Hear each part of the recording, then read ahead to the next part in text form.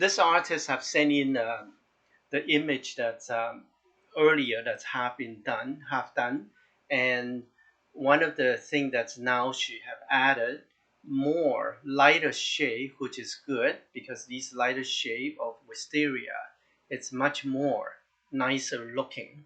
But one of the things that's perhaps the color can vary just a little bit more, and perhaps one or two of these wisteria flower can be just a little bit more concentrate, but not as concentrated as these blue.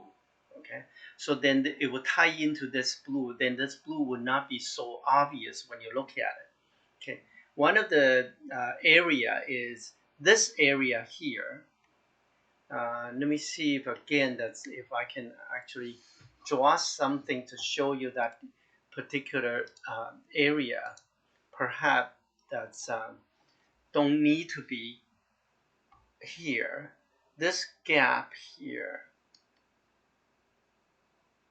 perhaps don't need to be here because this will be a bit space, and then if the vine coming down to here will be much more nicer. But a current situation is no way you can change it. So what happened is this literally become an L shape. So the L shape is from here go up to here.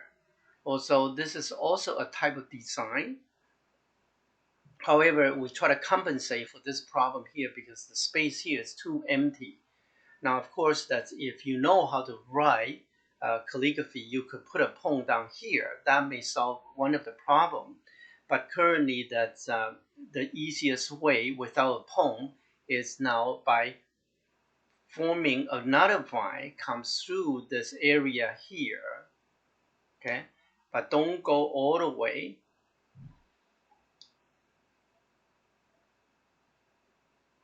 Here, and then what happens is again you can have some leaf down this section here, some leaf, but not a lot, just a little bit. Okay, just a little bit of leaf here. What it does is it form a triangle shape right here, and this is another classical way of designing. Okay, I'm gonna switch to a different color to show you that triangle. Okay. Okay, so I switch to a red color. Okay, so here I form a triangle shape. Hopefully this time I can draw the triangle better.